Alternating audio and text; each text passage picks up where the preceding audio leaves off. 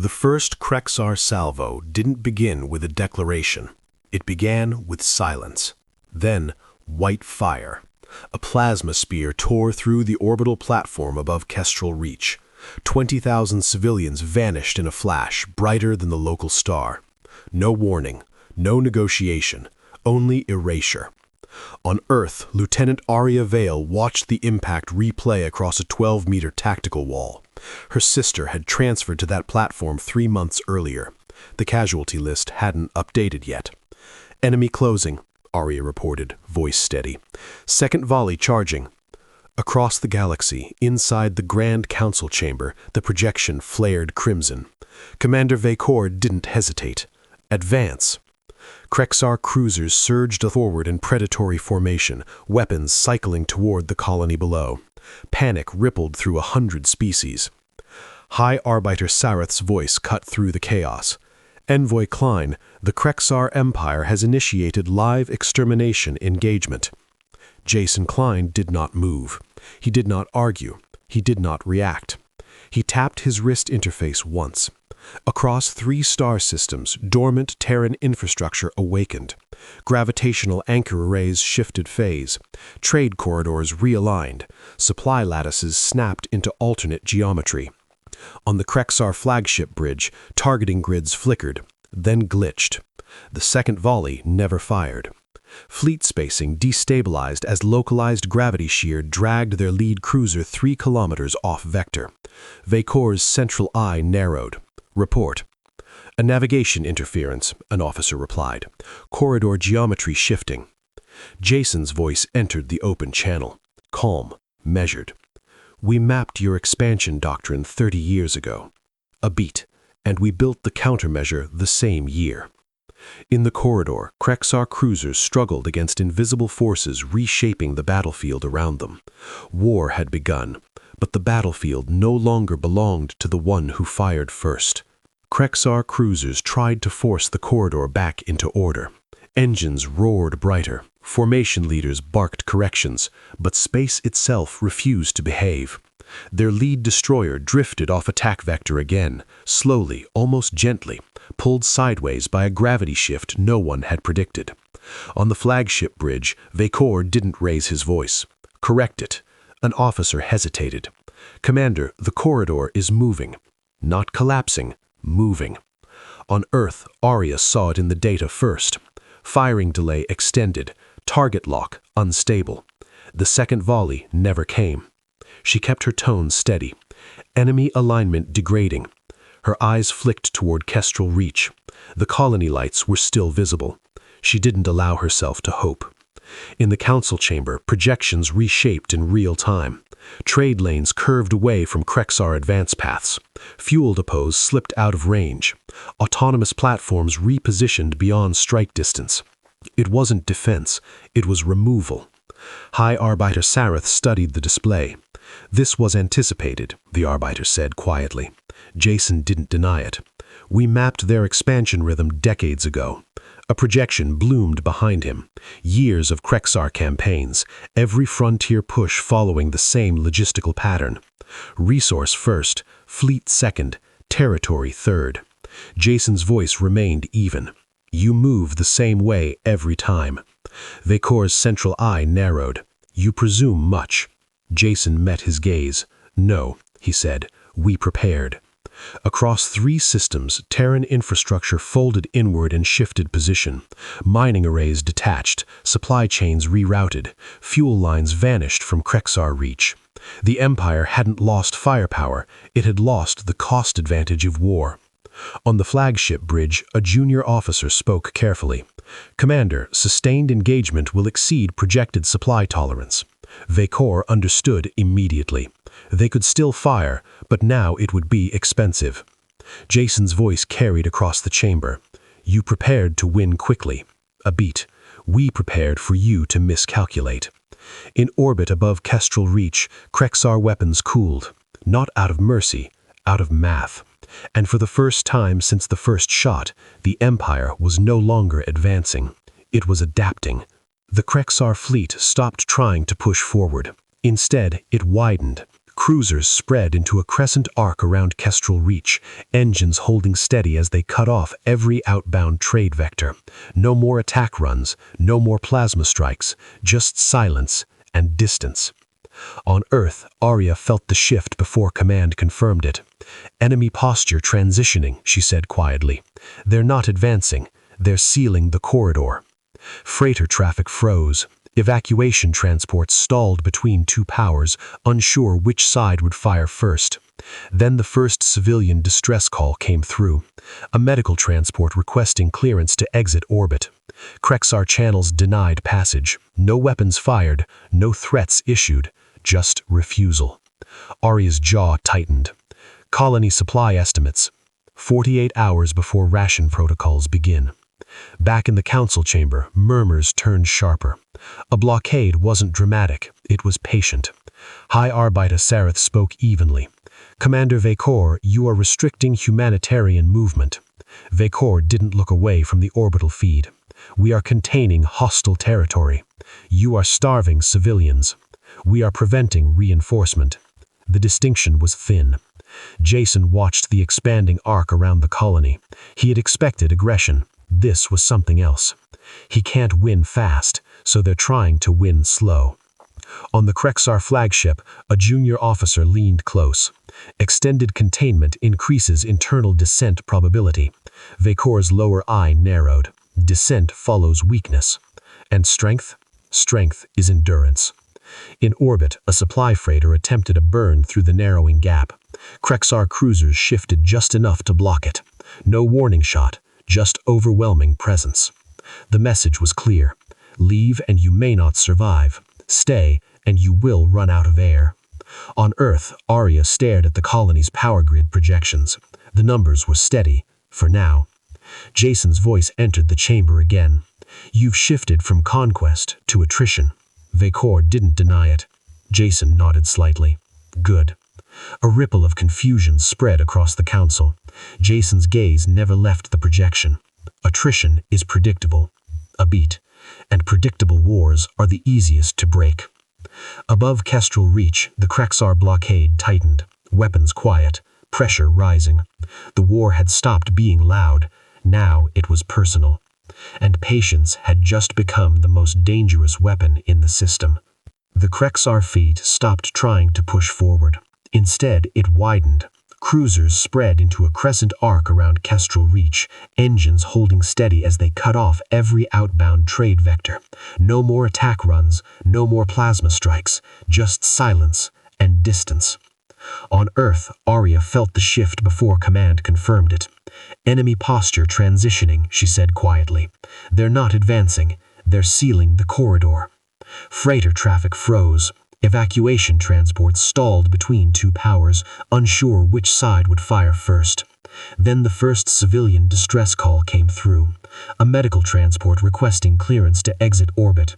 Crexar channels denied passage. No weapons fired, no threats issued, just refusal. Arya's jaw tightened. Colony supply estimates. 48 hours before ration protocols begin. Back in the council chamber, murmurs turned sharper. A blockade wasn't dramatic, it was patient. High Arbiter Sareth spoke evenly. Commander Vekor, you are restricting humanitarian movement.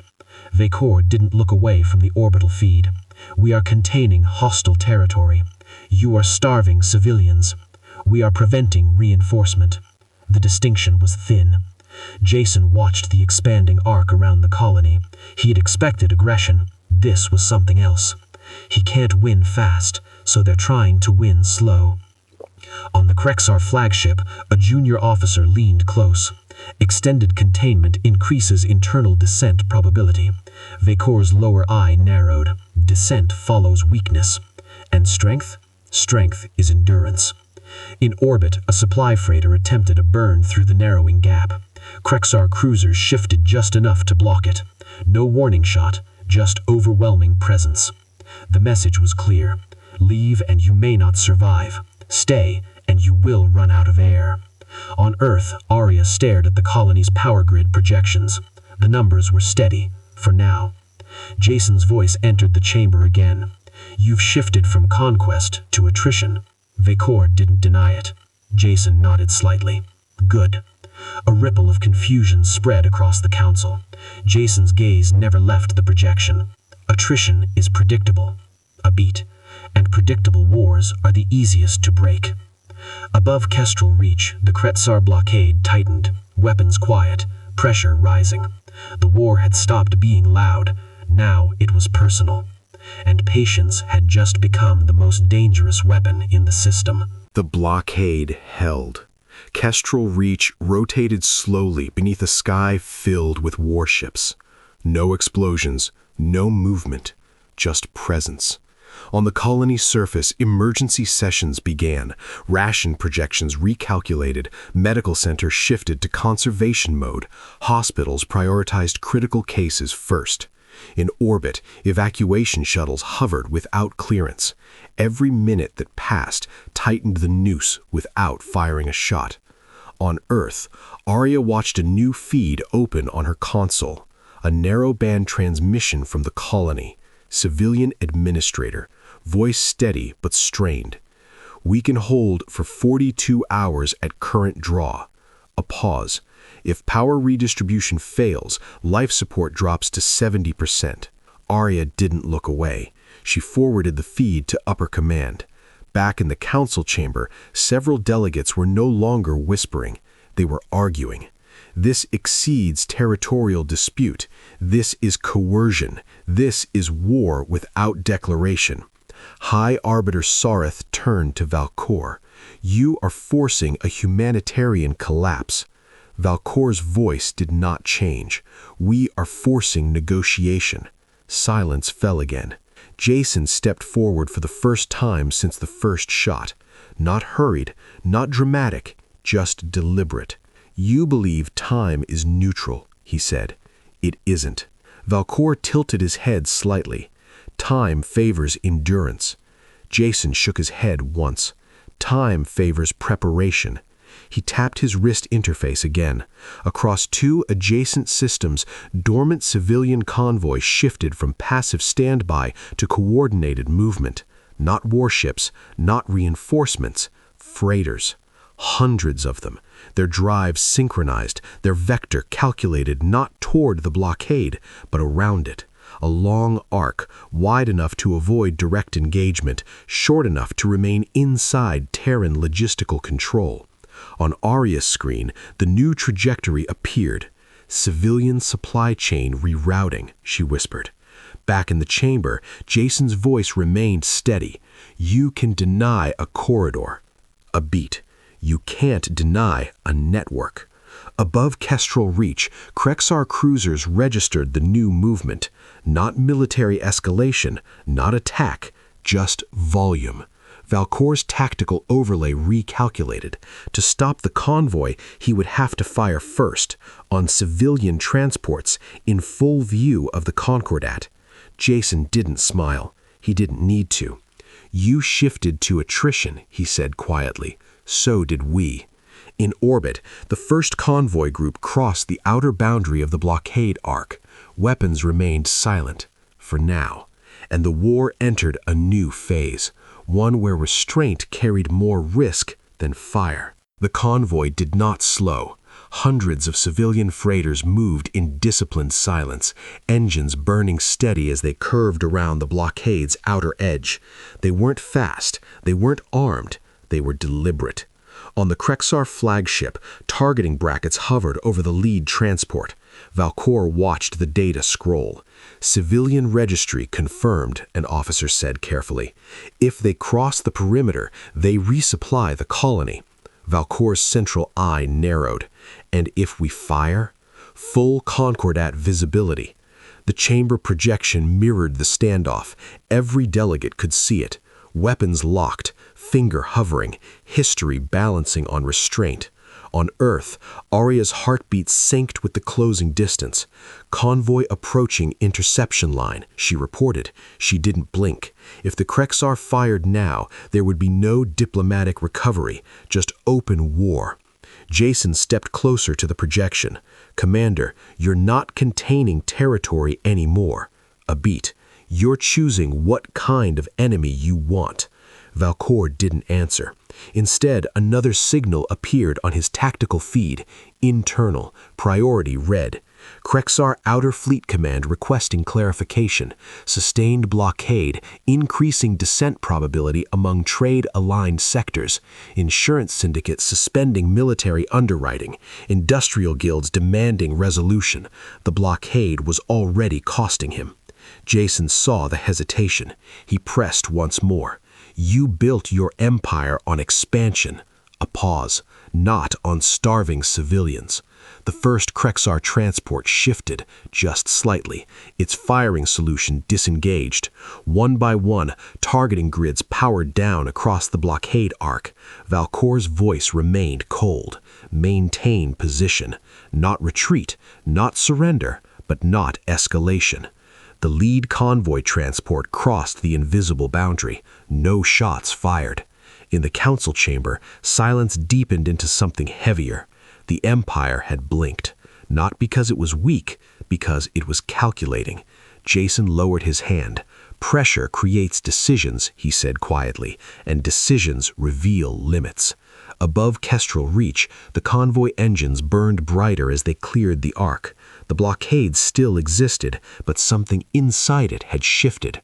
For the first time since the first shot, the Krexar Empire was negotiating with itself. The convoy reached Kestrel Reach without a single shot fired.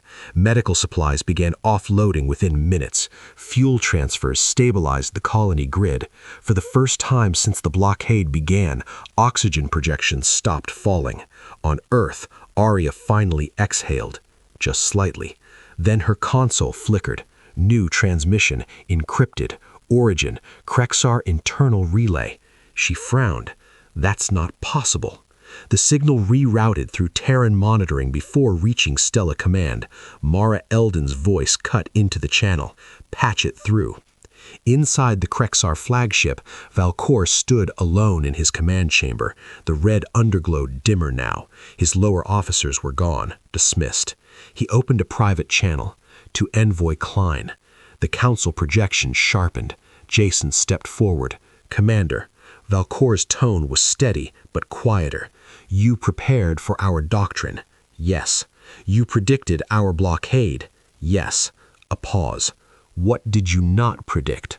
The question wasn't sarcasm, it was calculation. Jason held his gaze. You shifting from external pressure to internal consolidation. Valcour didn't react. Jason continued. You're recalling outer fleets. The chamber murmured. You can't afford prolonged attrition, Jason said calmly. Your trade sectors are already destabilizing. Valcour's silence confirmed it. On Arya's display, long-range Crexar signatures began pulling back from secondary systems, not retreating from Kestrel Reach, repositioning across their own territory. The Empire was tightening inward. Jason didn't gloat. He delivered the next move. We didn't just map your expansion, a beat. We mapped your contraction. Behind him, a new projection unfolded. Crexar border systems, economic nodes, political fault lines, minor client states held in place by imperial pressure. All empires expand, he said, but every empire eventually defends. Valcour's central eye narrowed. You threaten fragmentation. No, I threaten inevitability. Across the council chamber, delegates stopped whispering. They were watching something historic. For the first time in decades, the Krexar Empire was not deciding the tempo of events, it was reacting to one, and Jason had just revealed he understood both directions of its movement. The first supply wave reached Kestrel Reach. Medical bays stabilized. Power grids climbed back above survival threshold. For the first time since the blockade began, the colony governor transmitted something different, not a distress call, a warning. On Earth, Arya's console lit with priority override. She expected civilian updates. Instead, she saw a signal pattern she didn't recognize. Irregular, non-human. It's not Crexar, she said quietly. Mara Eldon stepped beside her projection. Origin. She. Inside the blockade. The feed expanded. A fragment of encrypted transmission, piggybacked on Crexar fleet bandwidth. Not Imperial code, not Terran. Something else. In the council chamber, Jason saw the same anomaly. He didn't speak immediately. He studied it. Vakor noticed the shift. "You've detected something." Jason nodded once. "Yes." The projection stabilized. A distorted waveform repeated across multiple frequencies, targeting relay interference. Energy modulation drift. Small, precise, deliberate. Arya leaned closer. It's nudging firing algorithms. Silence. Vakor's eyes narrowed. "Explain." Jason's voice remained level. "Your fleet didn't escalate randomly. A beat. It was encouraged." The chamber grew colder. High Arbiter Sereth raised 2 arms. "You suggest manipulation." Jason replied, "I suggest incentive." On the Crexar flagship, internal diagnostics began scanning fleet systems. An officer spoke carefully. "Commander, there are micro-adjustments within targeting calibration logs." Vakor's jaw plates tightened. "External? Unknown." The first shot. The second volley delay. The blockade transition. Each escalation had followed a path that benefited tension, not victory. Jason stepped closer to the projection. "We mapped your expansion." A pause. "We didn't map this." Across the chamber, fear shifted direction. This was no longer Terran versus Crexar. Something had pushed both sides toward ignition. On Earth, Arya's hands tightened on her console. Her sister had almost died, for someone else's calculation. Vakor looked directly at Jason. "You accuse us of being used." Jason met his gaze. "No." A beat. "I'm telling you, we both were." Above Kestrel Reach, the blockade still held, but it was now different. Not like a standoff, like a board mid-game. And neither player had moved first. The anomaly wasn't subtle anymore. As Crexar diagnostics intensified, more micro-adjustments surfaced. Targeting drift, navigation hesitation, engagement thresholds recalibrated without command authorization. It wasn't sabotage. It was influence. Vakor's voice hardened. "Trace it." Fleet-wide scans deployed. Results returned faster than expected. The interference didn't originate inside Crexar systems. It wasn't Terran. It wasn't Concordat. It came from beyond the corridor. Deep space, far outside mapped trade lanes. On Earth, Arya felt the temperature in the room shift. Long-range telescopes pivoted. Deep field arrays aligned. A faint gravitational ripple appeared on the outer edge of known space. Not large, not aggressive, but stable, watching. In the council chamber, silence pressed down like weight. High Arbiter Sereth spoke slowly. "This signal predates the first shot." Jason nodded. "Yes." A beat. "It predates the blockade." Vakor's jaw plates tightened. "You imply orchestration. I imply observation and subtle encouragement." Another projection unfolded. Historical data. Past border skirmishes, trade collapses, localized conflicts between minor species, each one preceded by similar micro-anomalies. Ignored, unnoticed, until now. Arya whispered under her breath, "It's been doing this for years." Jason didn't correct her. "It doesn't need to fire," he said quietly. "It just needs us to." Vakor stood taller.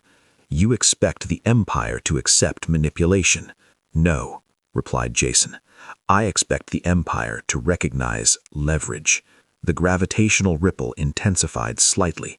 Still distant, still passive, but undeniable. For the first time since the crisis began, Terran and Crexar sensors aligned, data streams shared without negotiation. Not alliance, not yet, just mutual necessity. Jason's voice carried across the chamber. "You wanted a war." A pause. So did it. Above Kestrel Reach, the blockade still held, but it was no longer a duel. It was a distraction, and the real player had just revealed itself. There would be no returning to corridor disputes after this. The board had expanded, and both sides now understood they had never been alone. The blockade remained, but its purpose had changed. Crexar ships no longer aimed at the colony. They aimed outward, toward the dark edge where the anomaly pulsed faintly beyond mapped space. It was subtle, a ripple in gravitational background noise, but it was growing. On Earth, Arya tracked the change in fleet orientation. Crexar targeting shift confirmed, primary weapons now aligned deep field. The room around her didn't relax. It recalculated. Back in the council chamber, Jason and Vakor stood across from each other again. Not as rivals, not as allies. Something more fragile. Vakor spoke first. You suggest a shared response. Yes. And after? Jason didn't answer immediately. After depends on whether we survive the response. The chamber absorbed that. High Arbiter Sereth lowered 2 arms slowly. Commander Vakor, are you withdrawing containment from Kestrel Reach? Vakor's jaw tightened. If we pivot fully outward, we expose our flank. Jason nodded slightly. And if you don't, you expose your species. Silence. Vakor's tactical projection updated again. The anomaly's ripple amplitude had increased. Barely measurable, but accelerating. Internal Crexar fleet pings confirmed micro-instability spreading through long-range guidance arrays. It wasn't just watching. It was adjusting. Arya felt a chill as a new data stream opened. A small, unmanned probe dispatched earlier by Terran deep field survey teams. It had drifted near the ripple's outer boundary. Signal loss. Then, one final transmission. Compressed. Distorted. Not noise. Pattern. Jason saw it at the same moment. He didn't flinch. It's mapping response times, he said quietly. Vakor's eyes sharpened. You are certain? Yes. The ripple pulsed once more. Stronger. In orbit above Kestrel Reach, the Crexar blockade arc fractured. Not chaotic. Deliberate. Ships peeled outward into defensive lattice formation facing deep space. The colony was no longer contained. It was shielded. Vakor turned to Jason. This does not erase our dispute. Jason met his gaze. I wouldn't respect you if it did. A beat. But right now, we're not the problem. Above the corridor, 2 former enemies aligned their fleets towards something neither fully understood. The war had ended without a treaty, and a larger one had just begun. The ripple moved. Not outward, not inward. Sideways. A distortion line cut across deep space. Subtle, but unmistakable. Sensors flared across both Terran and Crexar networks. Energy displacement detected, area reported. Vector unknown. Then the probe's final fragment replayed automatically. The pattern sharpened. 3 pulses, evenly spaced. Not random. A signal. On the Crexar flagship, Vakor's tactical display recalculated threat parameters. Object emergence probability increasing, an officer said. The star field bent. Not violently, precisely. And something slipped through. It wasn't a ship. It wasn't debris. It was structure. Angular but fluid. Dark against the stars, yet reflecting no light. A lattice of unknown material spanning kilometers, unfolding silently. Arya's throat tightened. That's not debris, she whispered. Jason didn't look away from the projection. It's an anchor. Vakor's lower eye narrowed.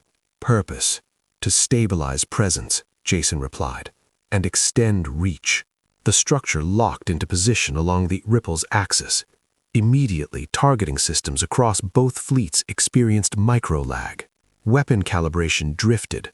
Communications jittered. It wasn't an attack. It was pressure. On Earth, Arya adjusted her board. It's creating interference gradients.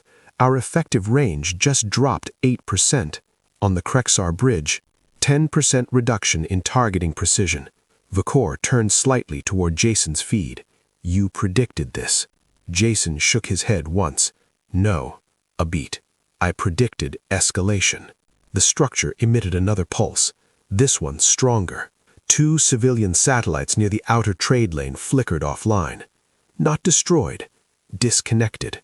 The message was clear. The third player was no longer manipulating. It was participating. High Arbiter Sereth spoke softly. This is no longer manipulation. No, Jason agreed. "It's positioning." Vakor straightened fully. "Joint tactical channel," he ordered. Crexar and Terran data streams merged openly for the first time in recorded history. Arya watched both color-coded overlays fuse into a single combat map. Her voice steadied. Unified grid established. Jason's gaze remained fixed on the alien structure. "It wanted us divided," he said quietly. A pause. "Now it gets us aligned." The structure pulsed again, closer, and the real war finally showed its shape. The structure pulsed again. This time, the distortion didn't spread. It focused.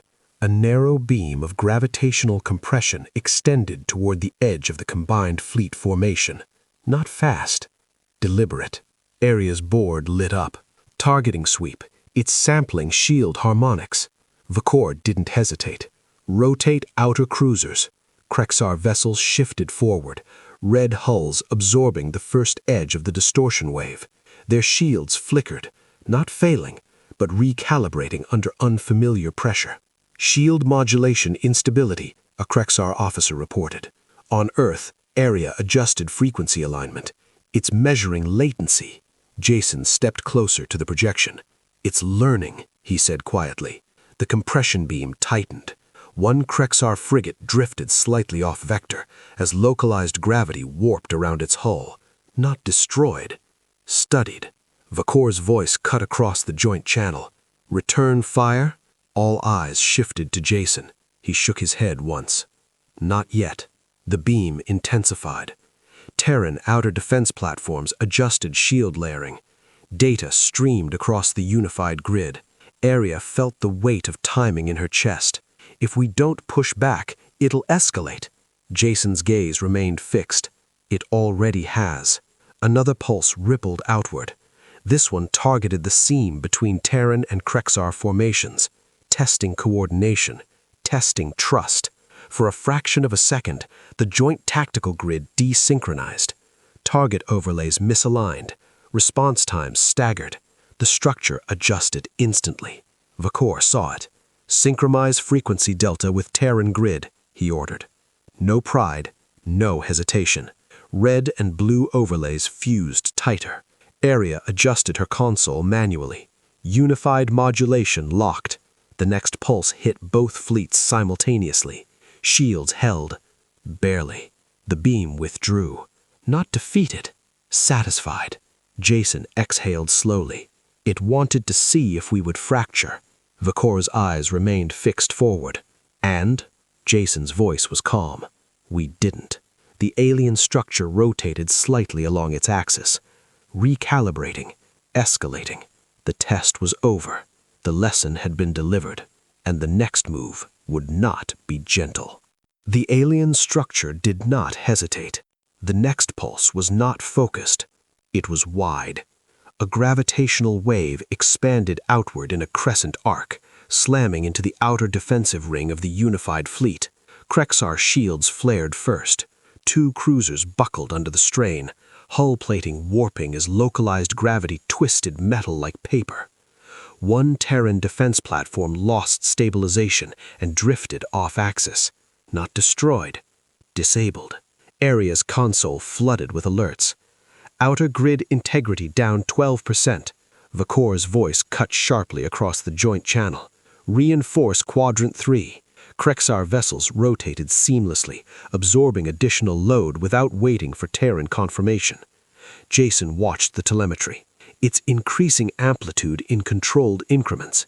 It's not trying to annihilate us. "Then what?" Arya demanded quietly. Jason's answer was immediate. "It's isolating weakness." The structure pulsed again. This time, targeting the seam where Terran civilian supply ships remain in transit behind the fleet. Arya's breath caught. Convoy exposure spike. Vakor reacted first. "Divert interceptor wing."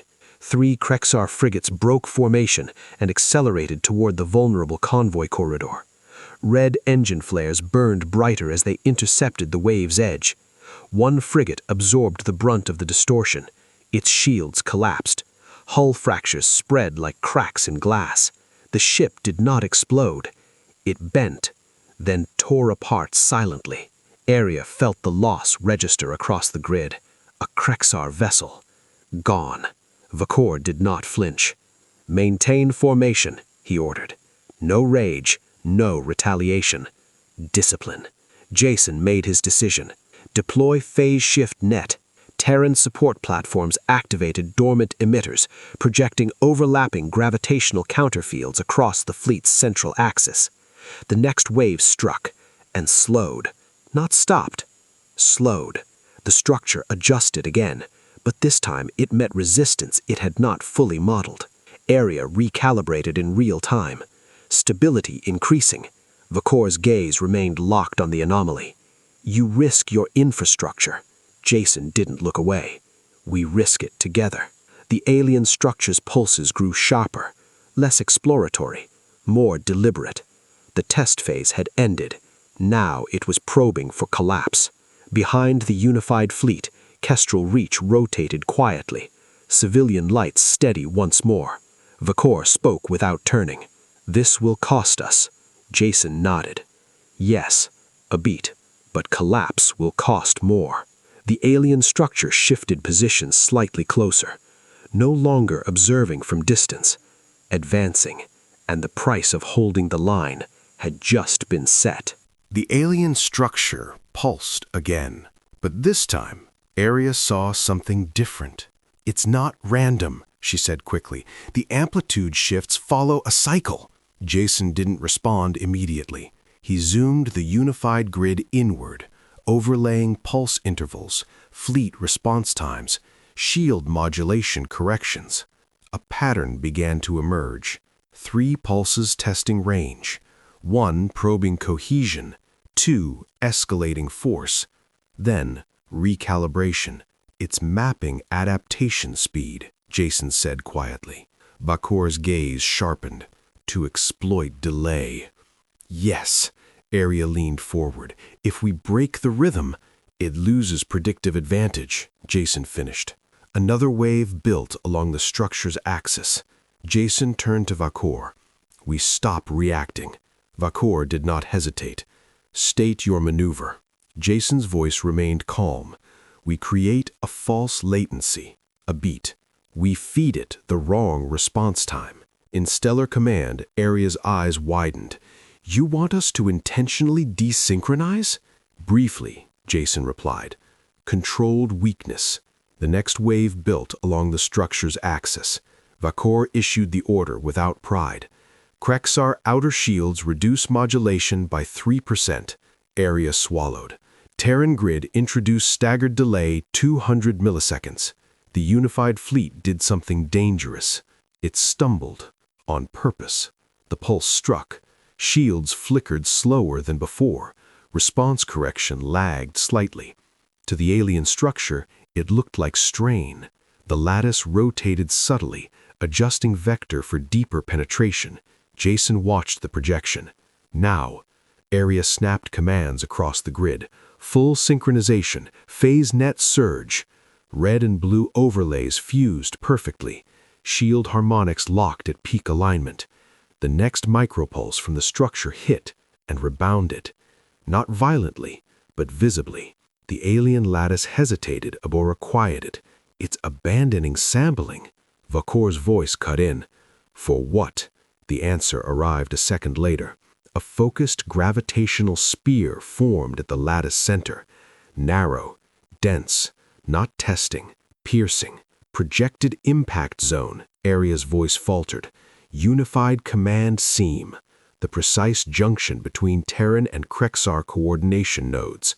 Not a ship, not shields, the connection itself. If that seam fractured, the alliance would collapse mid-battle. Vakor reacted instantly. All forward vessels reinforced central vector. Crexar cruisers surged inward, red engines blazing. Jason raised his hand. "Negative." Vakor turned sharply. "You would leave it exposed?" "No," Jason replied. "We expose something else." Area's pulse spiked. "You're not serious." Jason's voice remained calm. "We drop the seam." For half a second, the unified grid dissolved. Data streams separated. Terran and Crexar systems decoupled. The alien spear fired. It struck. Nothing. The exact point it had modeled for maximum fracture was gone. The beam carved through empty spatial coordinates and dissipated into deep vacuum. Silence. Then Jason's voice cut across both fleets. Now. Phase shift nets surged at full amplitude. Crexar shield harmonics aligned independently. Two separate defense geometries overlapped at an offset angle the alien lattice had not predicted. The next micropulse from the structure scattered across mismatched vectors. For the first time, the alien construct emitted instability across its own frame. A section of its lattice flickered, collapsed inward briefly. Vakor watched carefully. "You allowed separation." Jason nodded once. "It assumed we needed cohesion to function." Area relinked the unified channel manually. Grid restored. The alien structure reoriented again. Slower this time, more cautious. Jason exhaled quietly. "It's not omniscient." Vakor's voice lowered. "It is learning." "Yes," Jason said, "and so are we." The structure drifted slightly backward, not retreating, rebalancing. And the battlefield had changed again. And the third player had just discovered humanity was willing to fracture its own advantage to preserve it. We're in the endgame now. The alien lattice drifted backward, not retreating, rebalancing. Its outer segments rotated slowly, redistributing internal geometry around the destabilized node. Area saw it first. "It's reinforcing the damaged sector." Jason leaned closer to the projection. "No," he said quietly, "it's compensating." The difference mattered. Reinforcement meant strength. Compensation meant imbalance elsewhere. Vakor's central eye narrowed. Identify weakness. Jason overlaid pulse history, rebound distortion, and rotational lag. A thin seam appeared along the structure's lower axis. Not structural, energetic. Every pulse originated there. Every recalibration fed through it. "It's not a ship," Jason said calmly. "It's a relay." Vakor's voice lowered. "For what?" Jason didn't look away. "For something larger." The chamber absorbed that. The lattice wasn't the architect. It was an extension. Area swallowed. "If that's the relay, then overload it." Vakor finished. Jason hesitated for the first time. Direct assault risks full escalation. Vakor stepped forward. Continued restraint guarantees it. Silence. Then Jason nodded once. Controlled strike. Crexar heavy cruisers rotated inward. Terran phasenet emitters reconfigured into focused gravitic lances. Red and blue targeting overlays converged on the energetic seam. The alien lattice pulsed defensively. Too late. Fire. The combined strike wasn't explosive, it was compressive. Gravitational vectors folded inward at the relay seam. For one suspended second, nothing happened. Then the lattice shuddered, not violently, but deeply. A resonance ripple shot backward along its structure, destabilizing multiple outer nodes simultaneously. Area's console flared. Energy feedback spike detected. The lattice attempted to pulse again, and failed. The beam misaligned. The gravitational wave fractured into uneven arcs that dissipated harmlessly. Vakor's voice was steady. Target reacquisition. Jason held up a hand. Wait. The lattice wasn't counterattacking. It was recalibrating. Slower now, more cautious. Jason exhaled quietly. It can't escalate cleanly while compensating. Vakor's lower eye flickered. Then we escalate faster. The unified fleet tightened formation, not defensive anymore, advancing. For the first time since the ripple appeared, the third player was no longer dictating tempo. It was reacting to it. And that was where it hurt. The alien lattice shuddered again. The relay seam flickered under sustained compression. Its outer nodes attempted to stabilize, but the compensation lag widened. Aria's console lit up with cascading projections. "It's rerouting energy from its core," she said. Jason's eyes narrowed. "That's not stabilization." Vakor understood immediately. It's preparing a discharge. The lattice began to glow along its internal channels, not outward, inward, condensing. If it released that stored distortion, the backlash would hit both fleets at once, possibly the colony behind them. Arya's voice tightened. Energy spike building past prior maximum. Jason calculated silently. If they disengaged, the lattice would recover. If they continued, they might trigger detonation. Vakor stepped forward. We cannot withdraw. Jason nodded once. Agreed. Arya swallowed hard. What's the move? Jason looked at the seam again, then at the energy spike growing behind it. We don't let it release. Vakor's channel eye sharpened. Explain. We overload the relay before it stabilizes. Silence. Vakor did not hesitate. Crexar heavy cruisers, full compression vector. Red beams intensified. Terran phasenet emitters surged beyond recommended tolerance. Arya felt the strain ripple through the unified grid. Structural limits approaching. Jason didn't look away. Push. The lattice tried to pulse, but the seam collapsed inward under combined gravitational pressure. For a suspended second, space itself bent violently around the structure. Then, the relay fractured. Energy discharge detonated internally instead of outward. The alien lattice split along its axis, outer nodes tearing free as controlled implosion consumed its core geometry. A silent shockwave rippled across the battlefield, but weakened, fragmented, absorbed by unified shields. Arya's board stabilized slowly. Energy drop across all channels. Vakor watched debris drift where the lattice had stood. Confirmed destruction. Jason studied the readings. Relay destroyed. A beat. Source unknown. The ripple in deep space faded. Not erased, but just reduced to background noise. Silence returned to the corridor. No blockade, no pulses, no war. Vakor turned slightly towards Jason. This was not victory. Jason nodded. No. A pause. It was interruption. Behind them, Kestrel Reach rotated peacefully. Civilian lights steady. The third player had tested them and found resistance, but something larger still waited, beyond the relay that had just broken. The debris field drifted slowly where the alien lattice had stood. Fragments cooled in silence. No return pulse followed. No second emergence. The ripple beyond mapped space faded into background noise.